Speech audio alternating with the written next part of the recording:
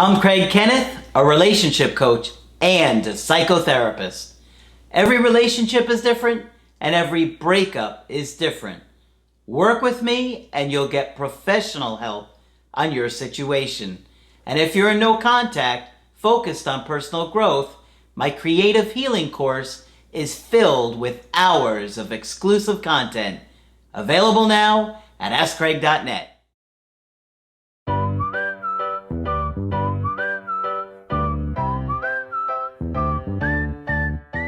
Hi there, I'm Coach Kenneth. I'm Coach Margaret. And today we're going to be talking about the power of masculinity. Margaret, we don't often talk about the differences between men and women. No, we don't. And there are some. Yes, there are. And sometimes it's biological and sometimes it's cultural. A lot of times it's cultural. And so, it's tough to know what's what. In fact, me and the new coach were talking about this just yesterday. How it's hard to know what's biologically ingrained in us from evolution or millions of years of being a human being, and what is cultural or societal, and how do you separate? It's not easy to know. No, it isn't. So, but I do think that there are differences between men and women, and that's not a bad thing. I think it's a great thing that we both bring different qualities to the table. And so we're going to talk about this today because you have some research on an article you really liked. I do. And lots of times when we read mental health stuff, it's all about the influence of mother. And this is a gentleman that I had not read anything by before, but I will go back and look at his other work because I like this a lot.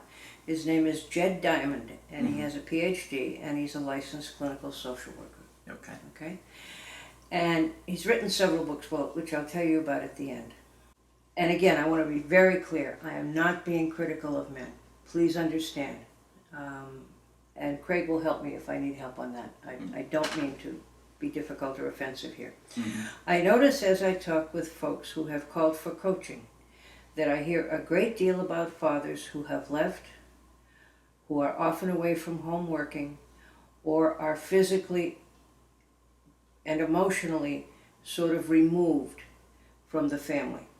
And they may sit in the living room and read the paper, but they're not emotionally available to really interact very much with the children. And that's not something we talk about a great deal. And I think that happened for my dad. Yes. I think with my dad's dad, who was in, I think, World War II, I think he saw probably a lot of action. Oh, sure I don't know, and nobody knows because, according to my dad, his dad never talked about it. So he would silently go in the basement and drink. And unfortunately watch the Red Sox games, which may have been the cause of the drinking. No, I think that was a redeeming quality that he had, watching the Red Sox. But I remember, because I've been in this field for a very long time, you don't get World War II veterans anymore, but when I was first in the field, you did. When they were discharged from whatever branch of the service they were in, they were told never to talk about their war experiences. Now, that is the most destructive thing on earth, because if you don't talk about your PTSD, it never gets any better. That's how trauma heals. That's how trauma heals. You have to talk about it. So I feel bad for this man and everybody else who was in that situation. Okay? It never should have happened. It had a profound effect on my dad. I'm and I sure. think my dad, on some level, was very angry at his dad. Oh, of course. Because I would hear stories about how my grandpa would fall asleep at the dinner table, and his head would fall asleep in the soup.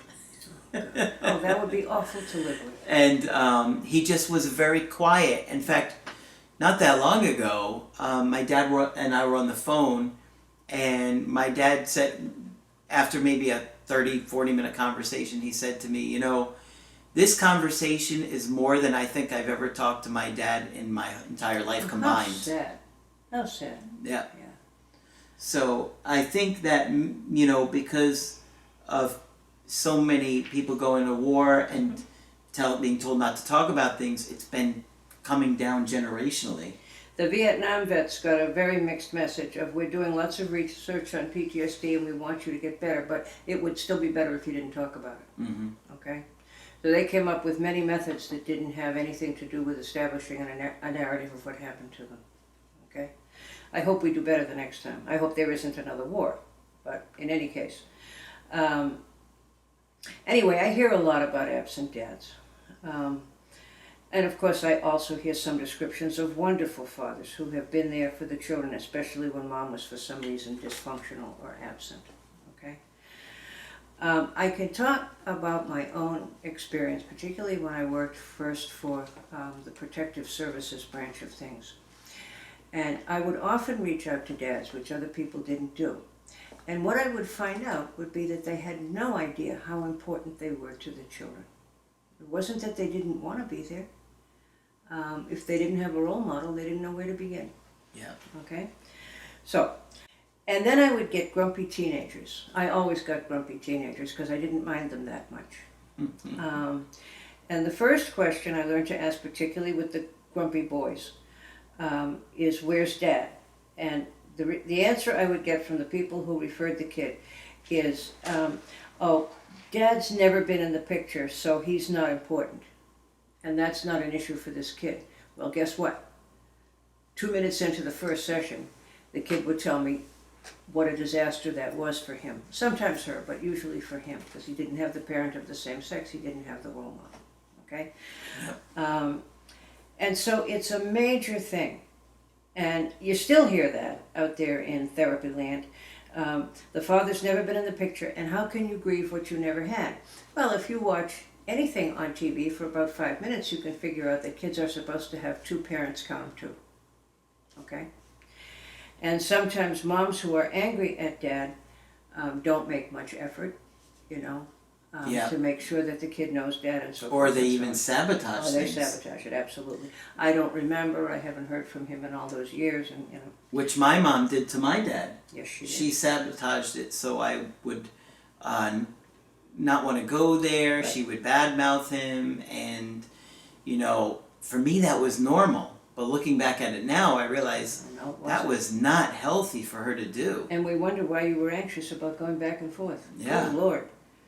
And when I worked locally with families for many years, most of the kids that I worked with had little interaction with their dad. Right. Many times they didn't see their dad maybe for months or sometimes years at a time. Some of them never even saw a picture of their dad. Right. I remember the kids. Yeah. I can tell you their Yeah. names. Yep. And sometimes mom would say, well, I only saw him once, and I got pregnant, and then I never had any contact with him after that. Sometimes it's the truth, and sometimes it's not. Okay. Yeah. But that's a powerful thing to not even know who your dad is. Huge. And when you get to adolescence, and your developmental task in adolescence is to begin to figure out who you are. Okay? If you don't know one half of the picture, it's very difficult. There's a whole side of your family you never knew. Yep. Okay? You don't know if you look like your dad. You don't know if you are like your dad. You could walk right by him in a store. Yeah. And in Not fact, even people know. say that to me. I could walk by my mother or my father on the street and never know. Okay? So it's not simple, and it's not, if he's never in the picture, it's not an issue. It's always an issue. Okay? And I also remember when I worked in the prison, most of the men in the prison had more than one child out there. Okay? And not surprisingly, most of them had never had a dad. All right? No. And of course, because they were incarcerated, many people thought that it was not important or not even advisable for them to be in their children's lives. And I would fight that every time I could. All right? Because it's important for the kid to know that dad cares, even though dad made some mistakes. I mean, there were some abusive people where you wouldn't consider it. But there were many, many instances when there was no real good reason, as far as I could see, that there was no contact. Yeah. Okay? So anyway, according to Dr. Diamond, the father wound is a psychological, relational, and even physical dysfunction that occurs in people who grew up with a father who was emotionally or physically absent. Mm-hmm. picture a hole in our souls in the shape of our Father. I like the image, right? Pretty powerful image. Yes, it is. How does that affect us? How does that affect how we feel about ourselves? How would that affect one's ability to have a good relationship with anybody? How would it affect my self-worth? If my own parent doesn't love me, it's very hard to recover from that. But, I always maintained there were dads out there who were willing to try and weren't given a chance. Generally, women tend to be more in touch with the fear, pain, and depression and loss they feel in their present relationships, which tie into the past. Men tend to be more in touch with their anger. Men don't get a lot of sympathy or empathy when they come across as angry or demanding, but often their anger is a cover-up for the hurt and the fear that they feel, from not having dad. For the women, it's the opposite. Sometimes for the women, the fear and the hurt are a cover-up for the anger they have yet to deal with, And that is absolutely true. If you do therapy for 20 minutes, you figure that out. Anger is more available to the men, and hurt is more available to the women, But when you understand this, instead of just being angry with your spouse and being afraid of losing them, you can say, where was the anger when my dad left? Where was the hurt and the fear because he was no longer there when I needed him? And we have sorely neglected that subject, What happens if you haven't healed the father wound? And how does that correlate with attachment styles? There are two categories of feelings. There are feelings of distance and anger, where we end up pushing away our partner and being basically avoidant. Or we become insecure and clingy, and that would be the anxious style, Almost all fights, the not great sex, the misunderstandings come from unhealed issues in our past. Once we know that, we can become a bit more understanding and do a lot less blaming of ourselves or our partners and take a lot more interest in healing. And now Dr. Diamond shares a little bit of his own story here. In my adult life, it was difficult for me to engage in connected relationships. I was alternately clingy and fearful, And then I would eventually lose the relationship. Sure, probably smothering them. Yep. So he almost sounds like he might have been disorganized because he would alternately be anxious and avoidant. I would get very demanding, and if I didn't get the love that I thought I needed and deserved, then I would push the person away. That does kind of sound disorganized to me. Yes, it does. When the fights started happening, the misunderstandings, the hurt, the stress, now for the third time, it was in the third marriage, excuse me, I did not want to mess it all up. I began to look at the past, but what really put me on my exploration and my desire to heal was the fact that I was a therapist, a marriage and family therapist. Good for him. How can I do this if I've been married and divorced twice? Something is wrong. And I realized I had better figure it out. I have found if you come to understanding the father wound, you can heal. And your relationships are going to become infinitely better than what most people experience. Part of the work is to get real with ourselves and to be real with our own history. And sometimes that's very hard because you feel like you're being disloyal to your family. But you have to come to terms with it. Yeah, that's not easy. No, it isn't. When you are able to do that, then you're able to get into real, lasting love. It's real. I'm a real person. They're not perfect and I'm not perfect. But when I'm able to be myself, I feel securely attached. How wonderful. Because I am fearing that they're going to lose me.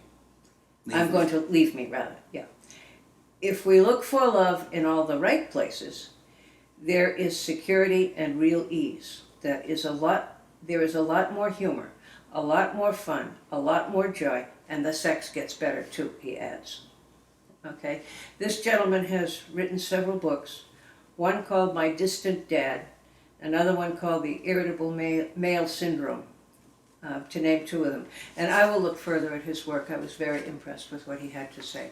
And it's a terribly neglected subject. But I can't tell you how many times I heard, Dad's not an issue because he's never been in the picture. Okay? For you guys out there, it's important, I think, for you to think about your relationship with your dad, the struggles that you had, or what he brought to your life. Or for if you're looking at somebody that you had a partner that had a guy that the dad wasn't involved, or the relationship, it's going to impact them. It's important. It really is. Yeah, I think we're much better trained to look at the mom issues than we are the dad issues, you know? I think so too. Yeah. And I think it's probably easier to look at the mom issues because they're probably more willing to talk about things, Yes. and they're more available. And oftentimes, therapists or case managers or whoever are a little anxious about talking to men who might be angry. Okay? And I never had any trouble with any guy I reached out to. They would, hey, thank you, miss, for calling me. I would get, not, I'm sorry to hear from you. I never got that. You know? Until they met you, then they were like, then oh, they were. whoa. Then they said, "Oh God, what did I see you for?" But no, not at all. And again, I felt bad that we hadn't reached out to the men more than we had. Okay, Yep. So that's what I have to say. Hopefully you enjoyed this one. I hope you did. I heard of a case just in the last few weeks where a woman was dating a very avoidant man, Mm-hmm. and it was painful for her. They'd have a great time for a while, and then of course when it would get too close, he would distance. And she was fortunate enough to find a therapist who knew what to do. And it was an exact parallel of her relationship with her father. She spent her whole childhood trying to get him to love her. Yeah. So then she had the parallel, and she's a great woman. I'm sure she'll be okay now. Yeah. Good stuff. Something to think about for your situation and for your own self. Yeah. And you dads out there, you are important. Very important. Very, very important. Yeah. Yep. Give Margaret a thumbs up for her research on this one. And of course, when you want to get our help personally, just go to my website, askcraig.net. Sign up for the coaching option that works best for you. I do email coaching and I do Skype. And of course, Margaret is available for Skype coaching. If you feel I can be helpful to you, please sign up. Just click on Margaret on the top of the website to do that. That's it for this video. I'm Coach Craig Kenneth. I'm Coach Margaret. And we will talk with you soon.